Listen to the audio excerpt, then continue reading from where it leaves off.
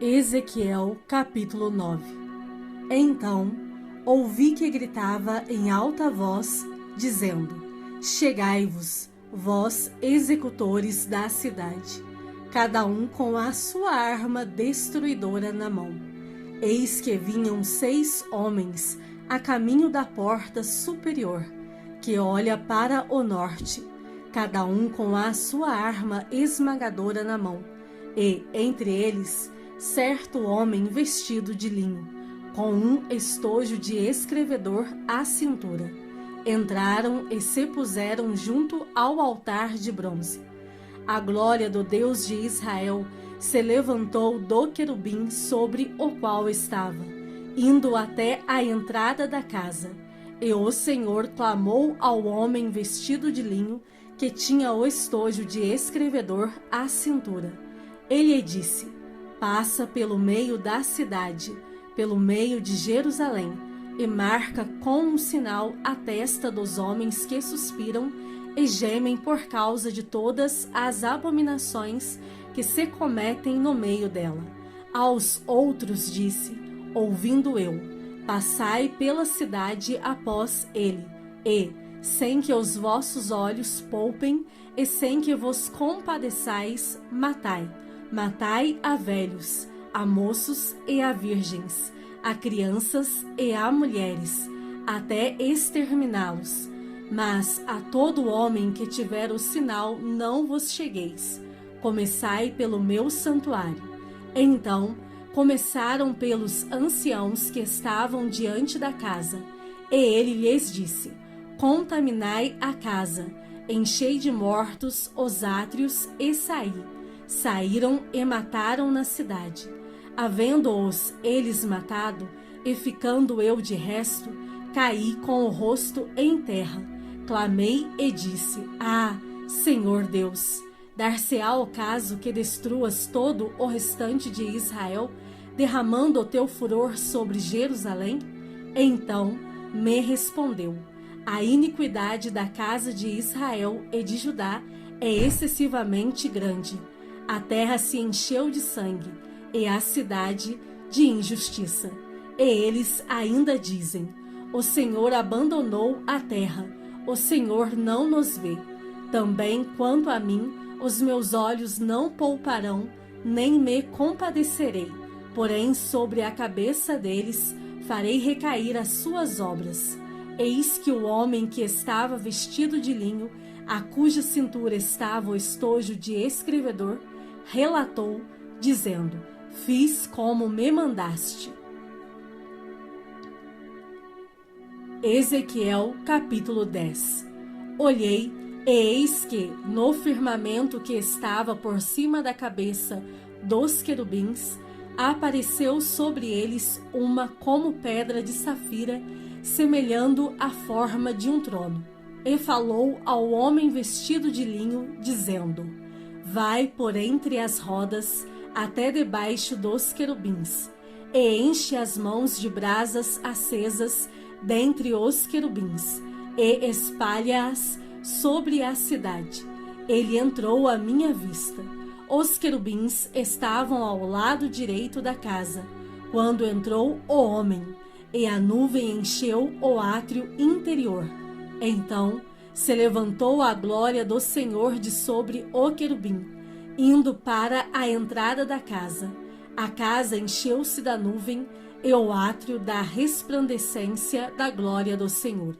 O tatalar das asas dos querubins se ouviu até ao átrio exterior, como a voz do Deus Todo-Poderoso quando fala, tendo o Senhor dado ordem ao homem vestido de linho, dizendo: Toma fogo dentre as rodas, dentre os querubins.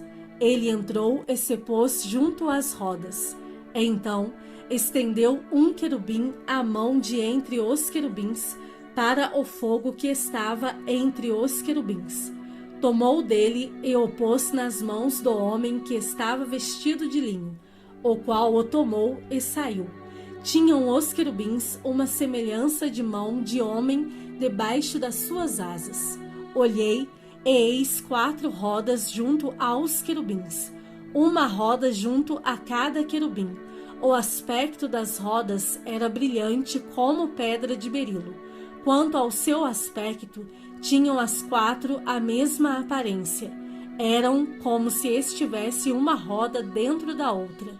Andando elas, podiam ir em 4 direções e não se viravam quando iam. Para onde ia a primeira, seguiam as outras e não se viravam quando iam. Todo o corpo dos querubins, suas costas, as mãos, as asas e também as rodas que os 4 tinham, estavam cheias de olhos ao redor. Quanto às rodas, foram elas chamadas girantes. Ouvindo-o eu, cada um dos seres viventes tinha 4 rostos. O rosto do primeiro era rosto de querubim, o do segundo, rosto de homem, o do terceiro, rosto de leão, e o do quarto, rosto de águia. Os querubins se elevaram. São estes os mesmos seres viventes que vi junto ao rio Quebar. Andando os querubins, andavam as rodas juntamente com eles, e, levantando os querubins as suas asas, para se elevarem de sobre a terra, as rodas não se separavam deles. Parando eles, paravam elas, e, elevando-se eles, elevavam-se elas, porque o espírito dos seres viventes estava nelas. Então, saiu a glória do Senhor da entrada da casa e parou sobre os querubins. Os querubins levantaram as suas asas e se elevaram da terra à minha vista, quando saíram acompanhados pelas rodas. Pararam à entrada da porta oriental da casa do Senhor, e a glória do Deus de Israel estava no alto sobre eles. São estes os seres viventes que vi debaixo do Deus de Israel, junto ao rio Quebar, e fiquei sabendo que eram querubins. Cada um tinha 4 rostos e 4 asas, e a semelhança de mãos de homem debaixo das asas. A aparência dos rostos era como a dos rostos que eu vira junto ao rio Quebar. Tinham o mesmo aspecto, eram os mesmos seres, cada qual andava para sua frente.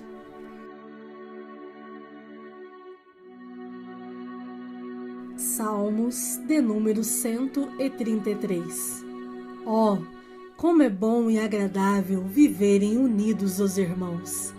É como óleo precioso sobre a cabeça, o qual desce para a barba de Arão, e desce para a gola de suas vestes. É como o orvalho do irmão, que desce sobre os montes de Sião. Ali ordena o Senhor a sua bênção e a vida para sempre. Salmos de número 133. Oh, como é bom e agradável viverem unidos os irmãos! É como óleo precioso sobre a cabeça, o qual desce para a barba de Arão, e desce para a gola de suas vestes. É como o orvalho do irmão, que desce sobre os montes de Sião. Ali ordena o Senhor a sua bênção e a vida para sempre. Gálatas, capítulo 3. Ó Gálatas insensatos! Quem vos fascinou a vós outros, ante cujos olhos foi Jesus Cristo exposto como crucificado? Quero apenas saber isto de vós: recebestes o Espírito pelas obras da lei ou pela pregação da fé? Sois assim insensatos que, tendo começado no Espírito, estejais agora vos aperfeiçoando na carne? Terá sido em vão que tantas coisas sofrestes? Se, na verdade, foram em vão, aquele, pois, que vos concede o Espírito e que opera milagres entre vós, porventura, o faz pelas obras da lei ou pela pregação da fé? É o caso de Abraão, que creu em Deus, e isso lhe foi imputado para a justiça. Sabei, pois, porque os da fé é que são filhos de Abraão. Ora, tendo a Escritura previsto que Deus justificaria pela fé os gentios, preanunciou o Evangelho a Abraão: em ti serão abençoados todos os povos, de modo que os da fé são abençoados com o crente Abraão. Todos quantos, pois, são das obras da lei, estão debaixo de maldição, porque está escrito: maldito todo aquele que não permanece em todas as coisas escritas no livro da lei, para praticá-las. E é evidente que, pela lei, ninguém é justificado diante de Deus, porque o justo viverá pela fé. Ora, a lei não procede de fé, mas aquele que observar os seus preceitos, por eles viverá. Cristo nos resgatou da maldição da lei, fazendo-se Ele próprio maldição em nosso lugar. Porque está escrito: maldito todo aquele que for pendurado em madeiro, para que a bênção de Abraão chegasse aos gentios em Jesus Cristo, a fim de que recebêssemos pela fé o Espírito prometido. Irmãos, falo como homem, ainda que uma aliança seja meramente humana, uma vez ratificada, ninguém a revoga ou lhe acrescenta alguma coisa. Ora, as promessas foram feitas a Abraão e ao seu descendente. Não diz e aos descendentes, como se falando de muitos, porém como de um só, e ao teu descendente, que é Cristo. E digo isto: uma aliança já anteriormente confirmada por Deus, a lei, que veio 430 anos depois, não a pode abrogar, de forma que venha desfazer a promessa. Porque, se a herança provém de lei, já não decorre de promessa, mas foi pela promessa que Deus a concedeu gratuitamente a Abraão. Qual, pois, a razão de ser da lei? Foi adicionada por causa das transgressões, até que viesse o descendente a quem se fez a promessa, e foi promulgada por meio de anjos, pela mão de um mediador. Ora, o mediador não é de um, mas Deus é um.